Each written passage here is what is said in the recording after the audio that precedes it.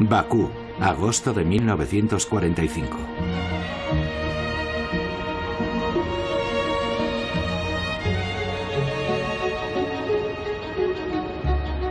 Después de 4 años de guerra devastadora, los primeros soldados desmovilizados del Ejército Rojo vuelven por fin a casa. Pero su felicidad tiene un regusto amargo. Muchos de sus compañeros han muerto en el campo de batalla. Ya nunca experimentarán la alegría de ver sonrientes rostros familiares, ni volverán a abrazar a sus seres queridos, ni regresarán a un hogar acogedor en una ciudad salvada de la destrucción. Sin embargo, su ciudad estuvo muy cerca de verse reducida a cenizas y escombros. Desde el inicio de la guerra en el oeste, los diversos adversarios se han turnado para amenazar a Bakú con la destrucción total.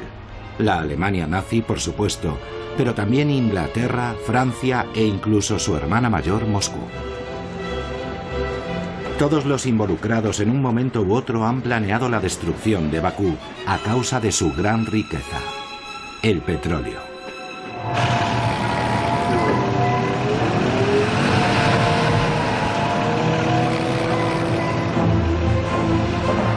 Objetivo Bakú. Cómo Hitler perdió la batalla del petróleo.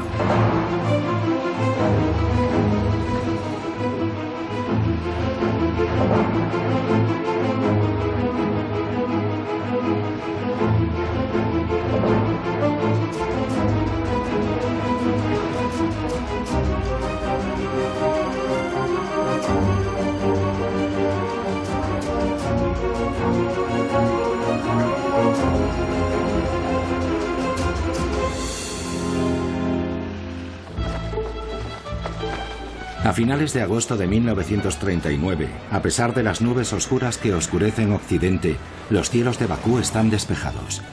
Stalin acaba de firmar un pacto de no agresión con Hitler, y la capital de la República Socialista Soviética de Azerbaiyán puede continuar con su pacífica existencia, a salvo entre la barrera de montañas del Cáucaso y la orilla del mar Caspio. Bakú es también uno de los grandes centros administrativos, industriales, científicos y culturales de la Unión Soviética. Los poetas tienen un puesto de honor dentro de sus muros. Con su ópera, sus teatros, sus cines y su pasión por la vida, Bakú se ha ganado desde principios de siglo el apodo de El París del Cáucaso. Este París se encuentra a 4.000 kilómetros del original, en un lugar empapado por la sangre negra de la tierra, que ha revolucionado la economía y la geopolítica del siglo.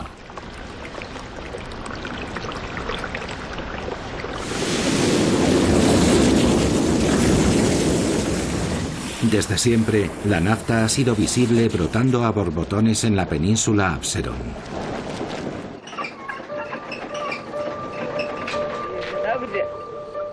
Este antiguo aceite de piedra extraído a poca profundidad no tarda en utilizarse para muchas cosas: combustibles, productos farmacéuticos, cosméticos, productos dermatológicos.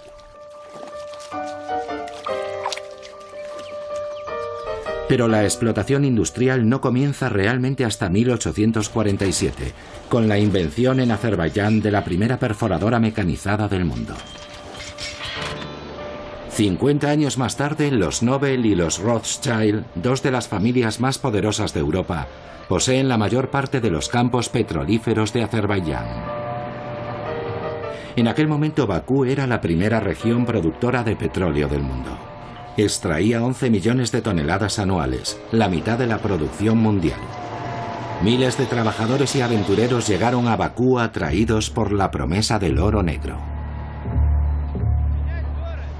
Durante estos años de la fiebre del oro negro, la ciudad se convierte en caldo de cultivo para los primeros bolcheviques. Un revolucionario novato procedente de Georgia, conocido por sus métodos mafiosos, da aquí sus primeros pasos. Repone las arcas del partido con fondos robados de bancos y transportes de dinero. Distribuye por todo el imperio del zar el periódico de Lenin, Iskra, junto con otras publicaciones bolcheviques impresas en una prensa clandestina llamada Nina, oculta en un sótano de Bakú. En varias ocasiones es recluido en la penitenciaría de Bailov. Para cubrir sus huellas utiliza varios seudónimos como Soso y Koba. los que aparecen con mayor frecuencia en los informes policiales. En 1939 ya no tiene que esconderse. Desde hace tiempo ya se le conoce oficialmente por el nombre de Stalin, y ahora está al frente de la Unión Soviética. Vive en Moscú, pero nunca olvidará la ciudad donde desarrolló sus primeras actividades. A pesar de que ahora Bakú produce 8 veces menos petróleo que Estados Unidos, el nuevo líder mundial, todavía produce 22,5 millones de toneladas al año, y el 72% de toda la producción de la Unión Soviética. La ciudad tiene una importancia crucial en la economía del imperio. Desde aquí se envía el petróleo a la mayoría de sus repúblicas hermanas y más allá, a través de diferentes arterias. Una red de oleoductos, ferrocarriles y vagones cisterna creada en la década de 1920 hace llegar el petróleo a todo el imperio y lo exporta a los países occidentales. Gracias a esta vasta red, el petróleo de Bakú contribuye significativamente al desarrollo económico de la Unión Soviética. Stalin protege celosamente este precioso recurso, codiciado por su gran rival ideológico europeo, Adolf Hitler.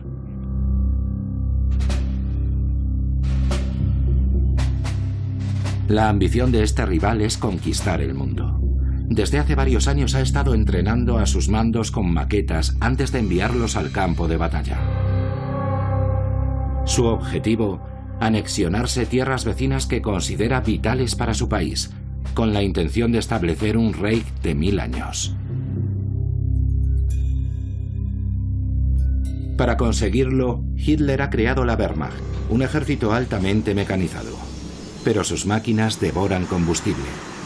Dependiendo del modelo, un tanque puede quemar hasta 1080 litros cada 100 kilómetros, y un avión llega a consumir hasta 2150 litros por hora.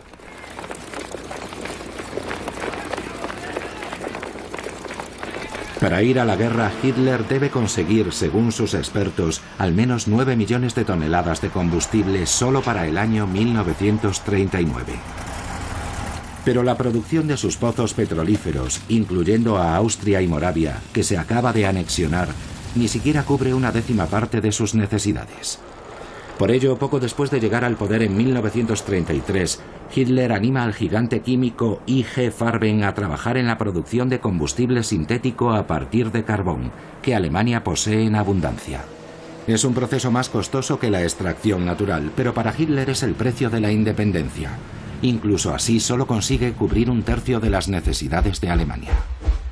Además, en virtud de acuerdos comerciales, Rumanía le proporcionará casi 1,7 millones de toneladas de productos petrolíferos. Y el contrato de crédito que firma con la Unión Soviética 4 días antes del pacto de no agresión le garantiza la entrega de 160.000 toneladas, con la opción de incrementar el volumen, con lo que pretende alcanzar los 2 millones de toneladas al año. El combustible será entregado en la frontera con Polonia, donde debe cambiar de trenes por la diferencia en el ancho de vía. Pero ni siquiera con todo esto es posible acumular reservas. Hitler necesita otras fuentes. Es el 1 de septiembre de 1939, apenas 8 días después de la firma del pacto con Stalin. Sin una previa declaración de guerra, Hitler lanza contra Polonia una colosal masa de equipo mecanizado, incluyendo 1.600 aviones de combate y bombarderos y 2.600 Panzers. Acaba de nacer la Guerra Relámpago, que permite reducir el consumo de combustible gracias a su corta duración. Su primer objetivo es recuperar el corredor de Danzig, que había perdido con el Tratado de Versalles en 1919, y tomar el control de los pozos de petróleo de Galicia, al sureste de Polonia. Pero va a tener que compartirlo con su aliado, Stalin. Después de solo 6 semanas de lucha, sus reservas de combustible han descendido considerablemente. Francia e Inglaterra, las dos grandes democracias europeas de Occidente, declaran la guerra a la Alemania nazi, obligadas por su alianza con Polonia. Pero no están preparadas para el conflicto armado y contemplan impotentes el rápido avance de Alemania. En solo un mes, las fuerzas alemanas aplastan al ejército polaco, que se ve obligado a rendirse a pesar de su sólida reputación. ¿Cuál es la mejor forma de hacer frente a esta apisonadora? Una forma segura de paralizar la Wehrmacht es cerrar los grifos de Bakú. Eso impediría que el petróleo soviético llenase los depósitos de los tanques, aviones y barcos alemanes. Durante los primeros meses de la llamada Guerra Falsa, los aliados idean diversos planes de campaña. Aunque la operación recibe diferentes nombres en clave como Pike, RIP o MA6, el objetivo es siempre el mismo, el bombardeo de Bakú. Los aliados asignan cuantiosos fondos a la construcción de aeródromos y al entrenamiento de pilotos. Por último, se traza una ruta de ataque desde el norte de Irak. Se efectúan 2 vuelos de reconocimiento a gran altura sobre Bakú y Batumi. El comienzo de los bombardeos, que durarán 45 días, está programado para el 15 de mayo de 1940. Más adelante se retrasa la fecha al 30 de junio. El jefe de escuadrilla, John Slessor, responsable de la operación, tiene a su disposición 160 bombarderos de largo alcance, la mitad británicos y la otra mitad franceses. Se destinan a esta operación más de 900 toneladas de municiones, incluyendo 5.000 bombas de 500 kilos y 70.000 bombas incendiarias de 2 kilos, que convertirán toda la región en un infierno. Bakú será borrada del mapa, sin importar el destino de su población. Los habitantes de Bakú siguen los acontecimientos desde lejos. No se sienten directamente afectados por esta guerra que ha comenzado en Occidente. Creen estar fuera de peligro gracias al pacto de no agresión germano-soviético, y la vida sigue como siempre. Ignoran por completo la terrible amenaza que se cierne sobre la ciudad y que podría aniquilarlos a todos. Por suerte, los inesperados acontecimientos que se producen en Occidente alejan el peligro. En la madrugada del 10 de mayo de 1940, Hitler lanza sus tropas contra Holanda, Bélgica y Francia. Una vez más, la ofensiva pone en marcha una formidable máquina militar que aplasta todo a su paso y avanza imparable hacia el Canal de la Mancha y París.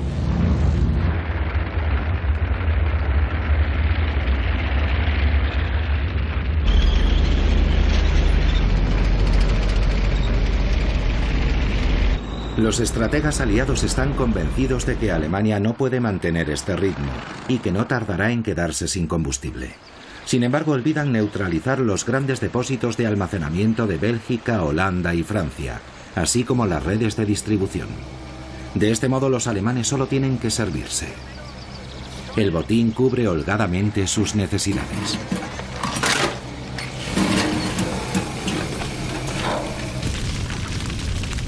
Para cuando se destruyen los depósitos de combustible de la región de París ya es demasiado tarde. La derrota es inevitable. Una tras otra caen Holanda, Bélgica y Francia. El 14 de junio, la bandera nazi ondea sobre la Torre Eiffel. Gran Bretaña, que ha logrado en el último minuto reembarcar sus tropas, se encuentra sola en la lucha y tiene que organizar la defensa en casa. En los cielos del Canal de la Mancha, Hitler se dispone a iniciar la batalla de Inglaterra. A pesar de una superioridad numérica de 4-1, sus 3.000 aviones no consiguen sentenciar la guerra, aunque sí merman de manera significativa sus reservas de combustible.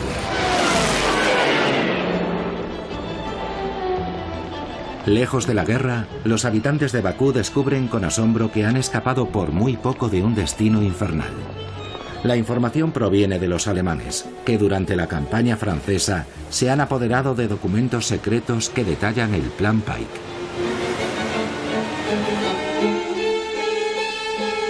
Pero las autoridades soviéticas en el Cáucaso ya estaban en guardia. Habían reforzado la artillería antiaérea, y el alto mando de la región militar había estado entrenando a sus pilotos con ejercicios que simulaban la respuesta a un ataque aéreo.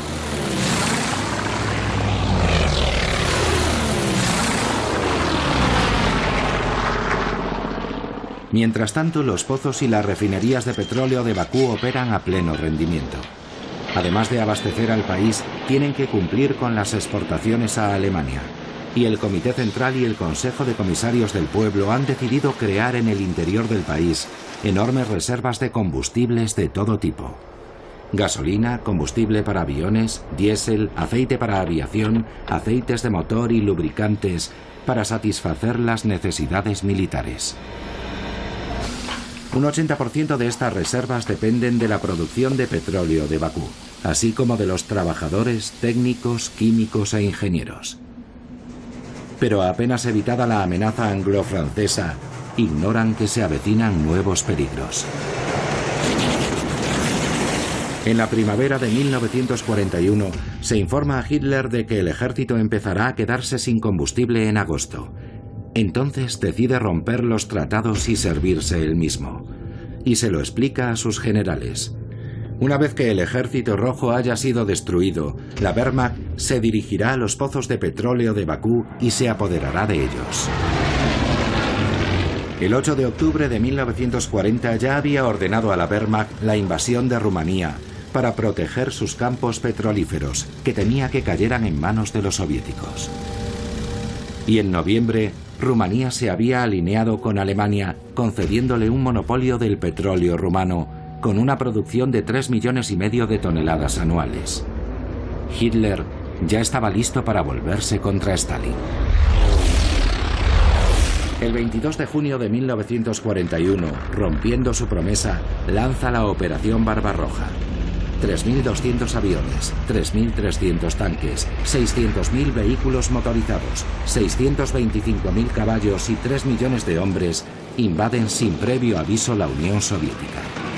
Hitler confía en el factor sorpresa y en su aplastante poder militar al lanzar una ofensiva relámpago con 3 objetivos iniciales: Leningrado en el norte, Moscú en el centro y Kiev en el sur. Una vez más tiene que actuar con rapidez. Solo tiene reservas de gasolina para mantener su ejército operativo durante 3 meses, y el combustible para sus aviones se agotará en 1 mes. Y a partir de ahora no puede contar con el suministro soviético.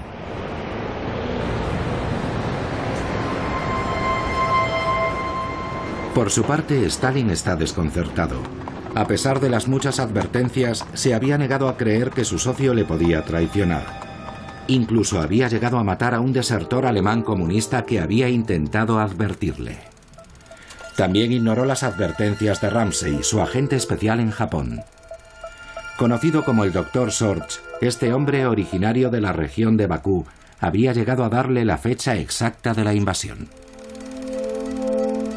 Una vez Stalin recobra la compostura, hace una llamada al patriotismo de todos los pueblos soviéticos y del Ejército Rojo, que había desfilado orgulloso por la Plaza Roja apenas mes y medio antes.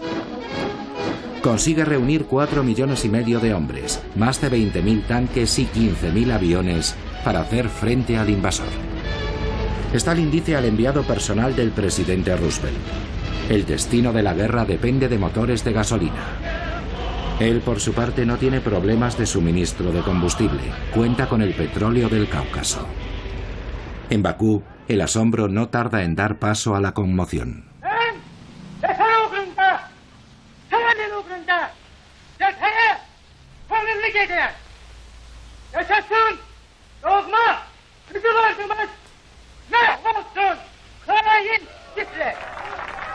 El país está en guerra.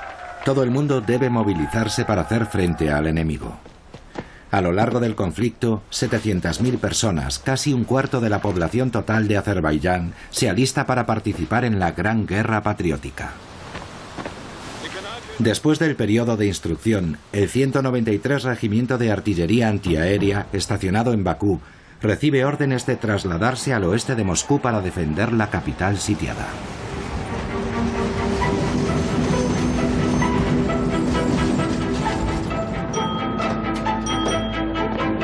En todas partes, las mujeres se ofrecen voluntarias para sustituir a los hombres que han partido hacia el frente.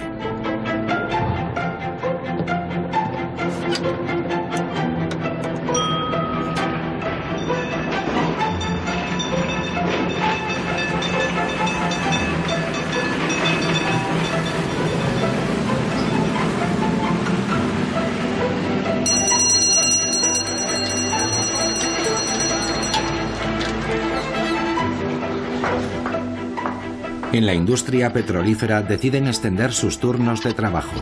12 horas al día, 7 días a la semana, 365 días al año. Sin días libres ni vacaciones hasta el fin del conflicto. En el verano de 1942 hay más de 25.000 mujeres trabajadoras, un tercio de la fuerza laboral de la industria petrolera. Sus turnos duran hasta 18 horas. En las refinerías y fábricas de productos químicos el número es aún mayor. Las mujeres llegan a representar el 60% de la fuerza del trabajo en 1944. Como resultado de este esfuerzo, durante el primer año de la guerra, la producción de petróleo de Bakú se dispara hasta los 23,5 millones de toneladas, un récord histórico. Todos aquellos que son demasiado jóvenes para combatir, así como los veteranos y los jubilados, todos deben contribuir, independientemente de su edad o género. La Unión Soviética necesita cada brazo y cada mano hábil.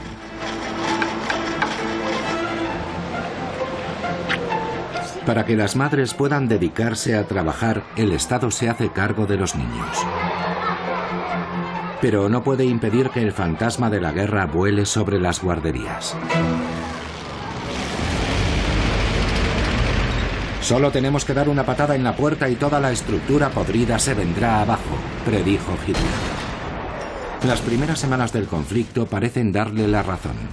Las defensas soviéticas están siendo arrasadas. En solo un mes, los alemanes están a solo 150 kilómetros de Leningrado, a 300 de Moscú y a 200 de Kiev. Se apoderan de las reservas de combustible distribuidas a lo largo de la frontera 3 semanas antes por el gobierno soviético para sus propios vehículos. Por desgracia para los alemanes, la mayoría de las 100.000 toneladas capturadas resultan ser de diésel, por lo que no pueden usarlas. Sus tanques y camiones consumen gasolina. De modo que incendian las reservas y siguen avanzando.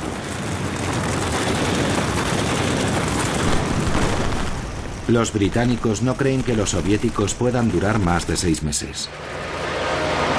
Tras ocupar Siria al sur de Azerbaiyán, ahora los británicos controlan, junto con los estadounidenses, gran parte de Oriente Medio y de sus ricas reservas de petróleo. Y pretenden privar a Hitler del petróleo del Cáucaso. El jefe del Estado Mayor de la RAF da a los comandantes militares la orden de prepararse para bombardear Bakú.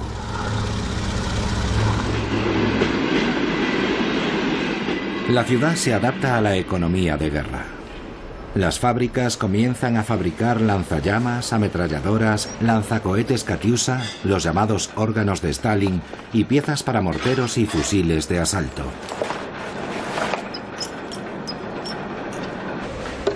También producen munición de todos los tipos y tamaños, obuses, minas antitanque, bombas incendiarias, granadas e incluso cócteles Molotov, a un ritmo de hasta 10.000 unidades por día.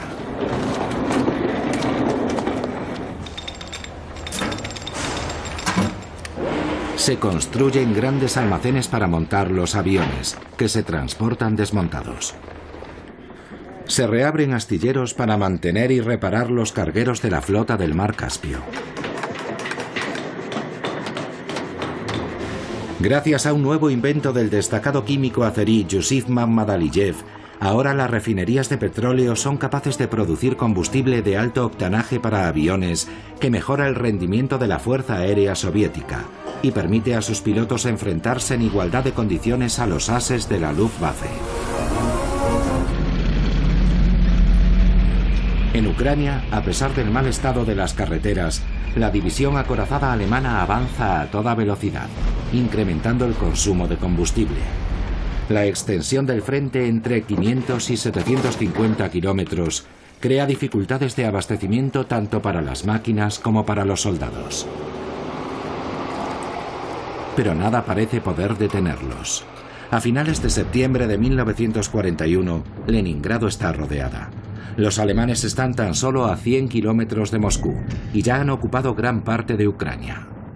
Después de 3 meses de campaña, Hitler puede presumir de haber hecho 2,5 millones de prisioneros y de haber destruido o capturado 22.000 cañones, 18.000 tanques y 14.500 aviones. No tiene ninguna duda de que la capital del Imperio Soviético está a punto de caer y por fin podrá apoderarse de sus riquezas. Ya solo está a 1.000 kilómetros de Bakú. Entonces llegan las lluvias torrenciales de otoño.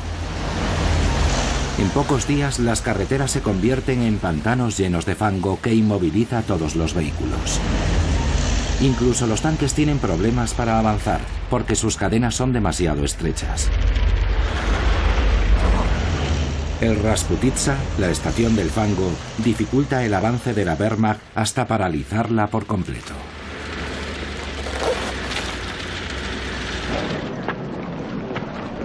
Una vez que las carreteras se hielan, los Panzers pueden reanudar la marcha. Solo están a 30 kilómetros de la capital cuando el 5 de diciembre un contraataque soviético dirigido por el general Zhukov consigue debilitar el cerco.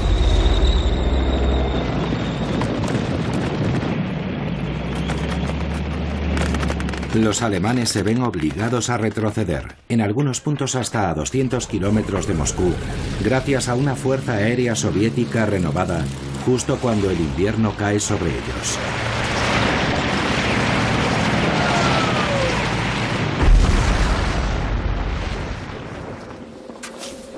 Las temperaturas caen rápidamente a 30 y 40 grados bajo cero, creando unas condiciones climáticas insoportables que congelan a hombres, equipo, vehículos y armas. Los soldados hacen cuanto pueden por mantener el calor. Una vez más, la vanguardia se detiene, esta vez durante largos meses.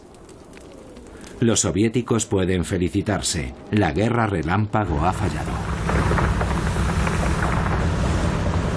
Mientras el Volga siga siendo navegable, los petroleros de Bakú seguirán suministrando a Moscú todo tipo de combustibles, especialmente para los aviones, y cubriendo el 80% de las necesidades del Ejército Rojo.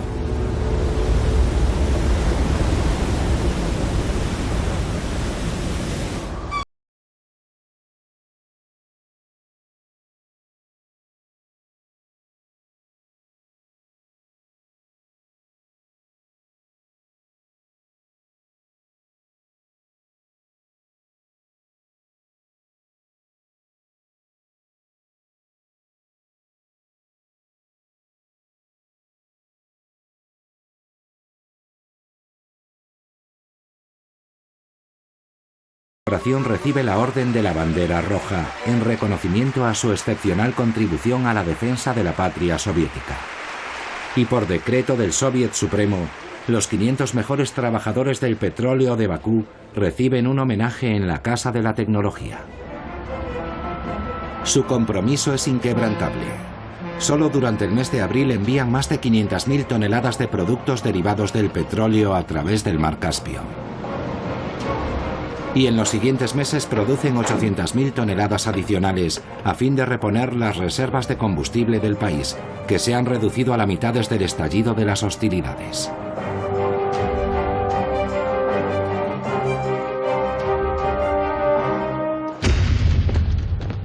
En su cuartel general de Vinitsa, Ucrania, Hitler resucita el plan que había presentado un año antes a su Estado Mayor, bautizado como Operación Azul.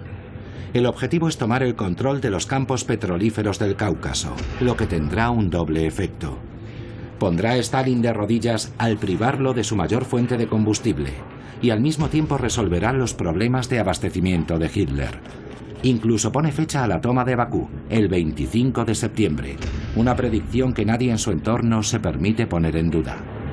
Se crea un nuevo departamento, el Stab Westfalen, para organizar la reconstrucción y la explotación de los pozos de petróleo. Una película propagandística muestra cómo Hitler celebra ya la victoria, sirviéndose una buena porción del proverbial pastel soviético.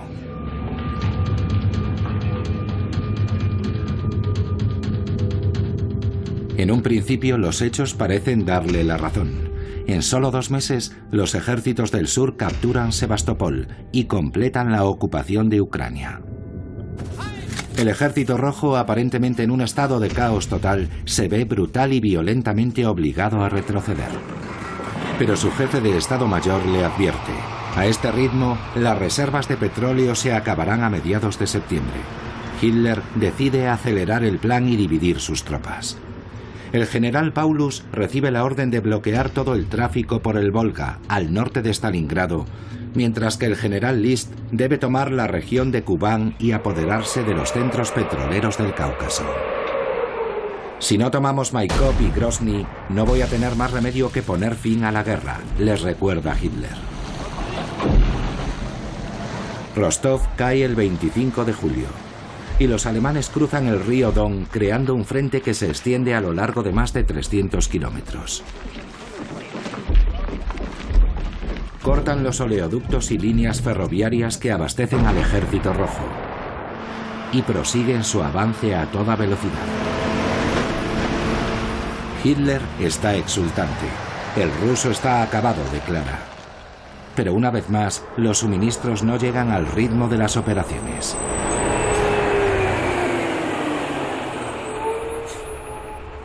A finales de julio, los vehículos se detienen por falta de combustible. El general Paulus se ve obligado a esperar 8 días a 300 kilómetros de Stalingrado hasta que se reanuda el abastecimiento de combustible y puede continuar el avance. La amenaza alemana hace reaccionar a Stalin. Envía la orden 227 a todas las unidades del ejército, ni un paso atrás, y convoca a Nikolai Baibakov, el nuevo comisario delegado del pueblo para la industria petrolera. Baibakov, natural de Bakú, es ingeniero por el Instituto Petroquímico de Azerbaiyán. Stalin le dice: Hitler está diciendo a todo el mundo que si no se apodera del petróleo del Cáucaso perderá la guerra. Vuele inmediatamente al Cáucaso y ayúdele a perder esta guerra.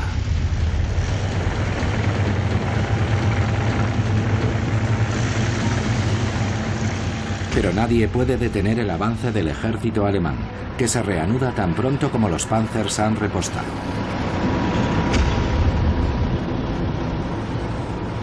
Las ciudades de Kubán caen una tras otra. El 9 de agosto el general von Kleist invade Maikop y descubre que los campos petrolíferos están 50 kilómetros más al sur. No obstante, Radio Berlín se apresura a anunciar que el petróleo de Maikop, 19.000 toneladas de producción diaria, ahora abastecerán al rey. Pero cuando llega al corazón de la cuenca petrolífera una semana más tarde, von Kleist descubre que casi todos los pozos han sido saboteados. Solo 2 permanecen en funcionamiento. Pero aunque una brigada de ingenieros repara los pozos, no llegan a producir ni siquiera 10 toneladas diarias.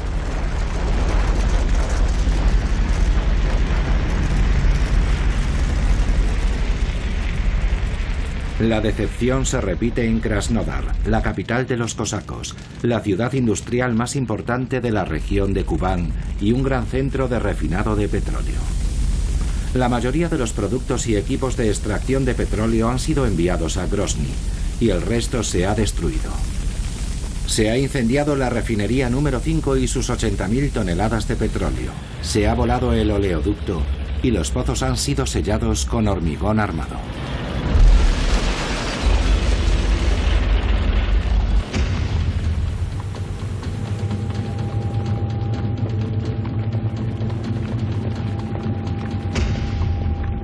A pesar de este nuevo revés, los alemanes siguen avanzando hacia Grozny por el este y hacia el Mar Negro por el sur.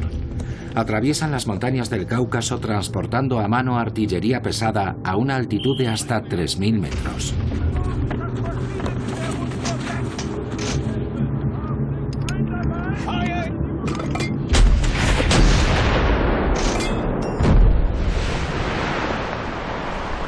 El 21 de agosto, el grupo Groz de la primera división de montaña planta la bandera con la esvástica en la cima del monte Elbrus. Con una altitud de 5.642 metros, es el pico más alto del Cáucaso y de Europa. En Azerbaiyán, esta conquista simbólica crea una gran inquietud. La amenaza alemana cada vez está más cerca. En Bakú, las autoridades preparan a la población para la invasión. Desde las áreas rurales vecinas, los campesinos ofrecen generosas aportaciones al esfuerzo bélico, contribuyendo a la creación de una columna de tanques.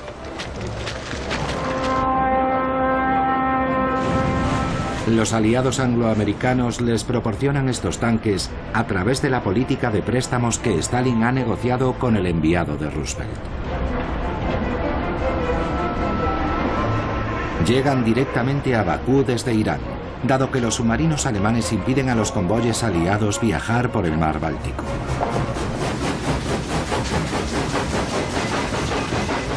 Hasta el final del conflicto, gran cantidad de material militar desembarcó en el puerto de Bakú, incluyendo casi 5.000 tanques, parte de los cuales son asignados a la defensa del Cáucaso. Stalingrado también se prepara para la ofensiva alemana. El sexto ejército del general Paulus está a solo 50 kilómetros de distancia. El 23 de agosto, la ciudad ve aparecer en sus cielos a la cuarta flota aérea, mandada por von Richthofen, el responsable del bombardeo de Guernica. 600 aviones han comenzado a lanzar sus cargas sin perdonar nada ni a nadie. Los 9 grandes yacimientos de petróleo son objetivo prioritario para los pilotos alemanes. Millones de toneladas de combustible se convierten en un humo negro, sucio y acre que permanece en el aire durante días. El combustible que escapa de los depósitos reventados arde en el Volga. No se salvan ni los edificios emblemáticos de la ciudad, ni tampoco los barrios populares. 40.000 personas pierden la vida durante este bombardeo. La batalla durará 162 días. 162 días de guerrilla urbana incesante, durante los cuales los alemanes llegarán a conquistar hasta el 90% de la ciudad, metro a metro, casa por casa.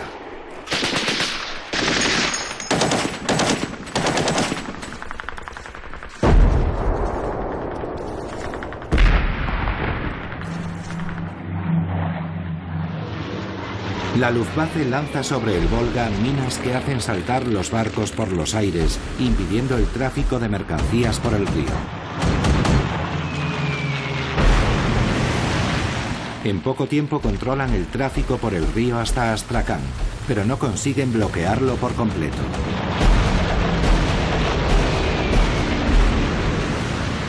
Desafiando los ataques aéreos, los marineros de Kasflot y Kastanker, con sede en Bakú, continúan transportando combustible, alimentos y material de guerra durante todo el asedio de Stalingrado.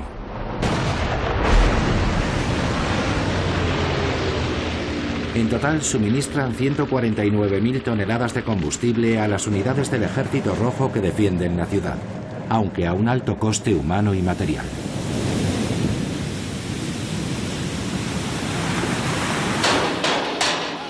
Cuando los marineros de Bakú se quedan sin barcos, inventan nuevos medios de transporte. Por primera vez en la historia se puede ver flotando en el agua todo tipo de cisternas remolcadas por barcos de vapor. Hay que abastecer al Ejército Rojo al precio que sea.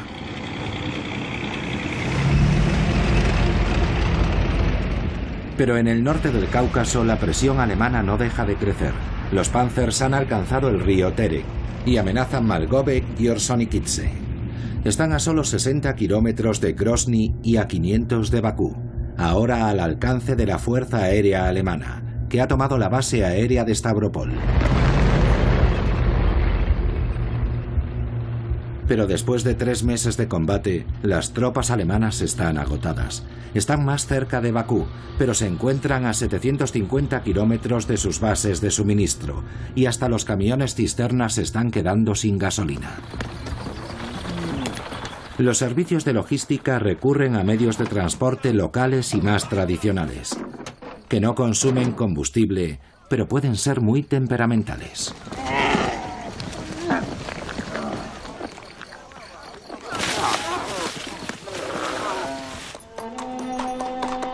El 6 de septiembre de 1942, Radio Moscú transmite la última llamada de Stalin a la República de Transcaucasia. Resistiremos hasta la muerte. Esta es la advertencia de nuestro país. De inmediato se declara la ley marcial. Cientos de voluntarios se incorporan a los destacamentos antitanque y a los batallones especiales que defienden las rutas que conducen hasta el Mar Negro. El mensaje de Stalin también ha llegado a Azerbaiyán. El Comité Estatal de Defensa moviliza a 90.000 ciudadanos, en su mayoría mujeres, para reforzar las defensas militares de las ciudades. Bakú se prepara para defender hasta el final sus pozos petrolíferos. Para evitar que caiga en manos del enemigo, el equipamiento más moderno se desmonta y se envía a los nuevos yacimientos de petróleo del noreste, junto con los mejores ingenieros y técnicos. Esta gran operación tiene el objetivo de proteger el nuevo Eldorado de la amenaza alemana. 764 pozos quedan sellados con hormigón y 81 unidades de perforación completas se trasladan a Kubyshev, la actual Samara, a 2.000 kilómetros de distancia. Es una decisión arriesgada, ya que la región está produciendo 2 millones de toneladas anuales, el 10% de la producción de petróleo de Bakú. Debido a la cantidad de trabajadores de Bakú reubicados, casi 6.000, la región llegará a ser conocida como la Segunda Bakú. Pero el clima de la zona no recuerda en nada a las agradables temperaturas de las orillas del mar Caspio. Si aquí hace calor en verano, en invierno las temperaturas descienden a 30 o 35 grados bajo cero. Pero a pesar de las duras condiciones, el personal consigue incrementar la extracción en un 42% en el primer año. Se descubren 5 nuevos yacimientos de petróleo y gas, y comienza la construcción de una enorme refinería y del primer oleoducto diseñado para abastecer las fábricas de armamento, situadas a 165 kilómetros hacia el este. En Bakú, a fin de compensar el descenso en la producción tras el cierre de los pozos más modernos, se reactivan 25 pozos abandonados a expensas del medio ambiente. La producción es vital, al precio que sea. Es un combate diario, y todos los trabajadores son movilizados en sus puestos. No pueden ser reclutados por el Ejército Rojo sin un permiso especial del Comité Estatal de Defensa. Una de sus consignas es: nuestra Stalingrado está en cada pozo.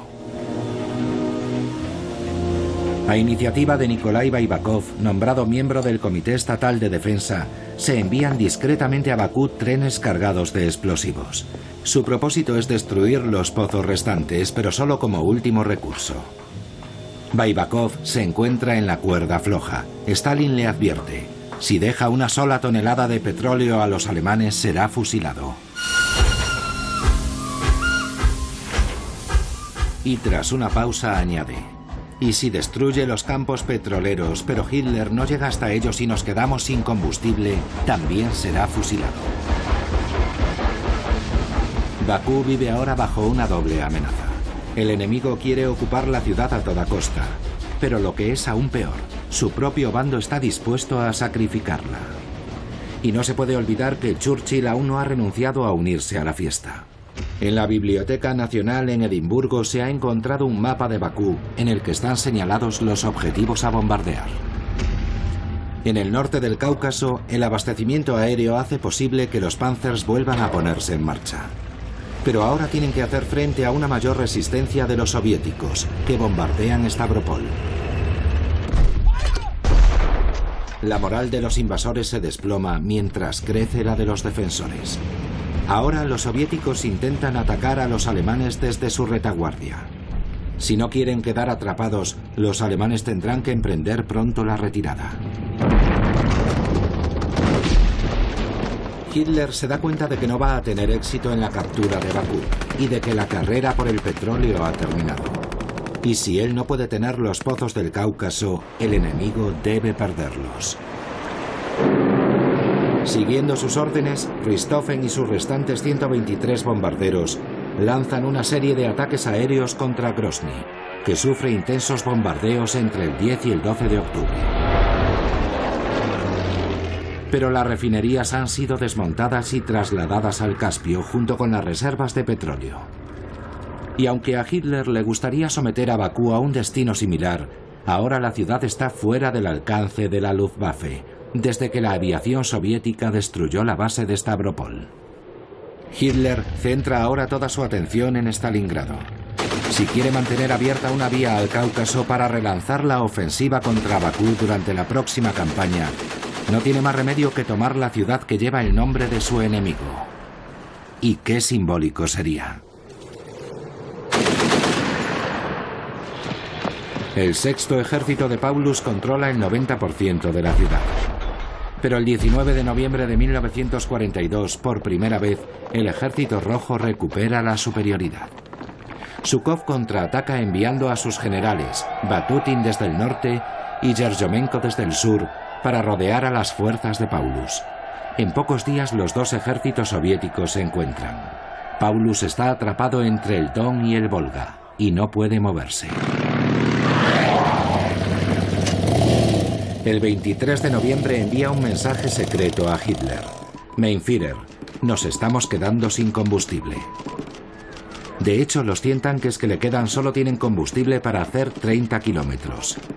Y las líneas alemanas más cercanas están a 50 kilómetros de distancia. Hitler pide a Richthofen que organice un puente aéreo. Durante 70 días, a pesar de los riesgos, se entregan 95 toneladas diarias de material, municiones, alimentos y combustible. Pero esto está lejos de ser suficiente para un ejército de 270.000 hombres que necesita 7 veces más. En los vuelos de regreso, la Luftwaffe consigue evacuar a 25.000 soldados heridos.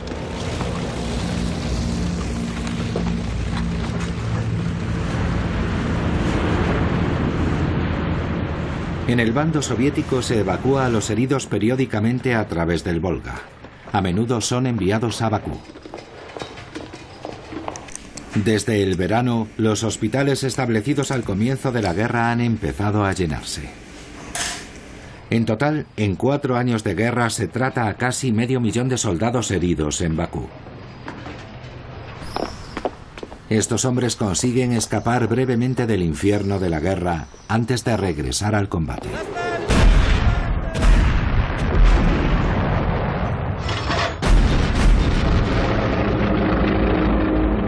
Paulus, atrapado en Stalingrado por la nieve y el frío, se enfrenta ahora a la contraofensiva de Zhukov. El puente aéreo se ha interrumpido sin cumplir su objetivo. La comida y la munición prácticamente se han acabado. Esta dura prueba se prolonga durante más de un mes. Por su parte, los soviéticos no sufren ninguna escasez de alimentos, combustible o municiones. La situación de Paulus es desesperada.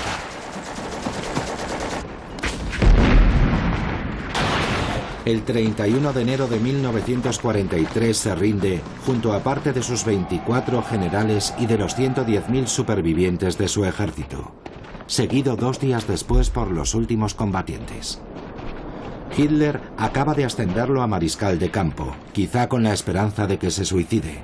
Nunca antes había sido capturado con vida un mariscal de campo alemán, pero Paulus decide rendirse. Los alemanes ya no tendrán una nueva oportunidad de invadir el Cáucaso, ni volverán a ser una amenaza para Bakú, la ciudad que, a pesar de una caída de la producción de petróleo a la mitad, seguirá enviando al ejército rojo miles de kilómetros de vagones de combustible. 1.300 kilómetros solo para la mayor batalla de tanques de la historia en Kursk en julio y agosto de 1943. Bakú, ya a salvo de cualquier peligro, recibe a algunos visitantes famosos. En noviembre de 1943, Stalin pasa por la ciudad de camino a la conferencia de Teherán con los aliados. Se rumorea que antes de partir, insiste en hacer una visita a la cárcel de Bailov, sin duda para rememorar su turbulenta juventud. Y de Gaulle visita Bakú en noviembre de 1944 en su viaje a Moscú para reunirse con Stalin.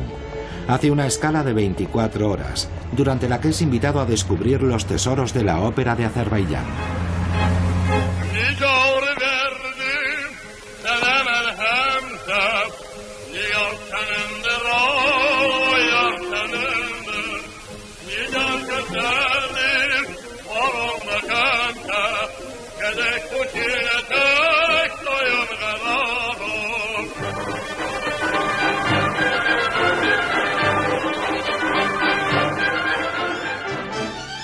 6 meses más tarde, el 9 de mayo de 1945, la ciudad entera celebra el anuncio de la rendición de Alemania.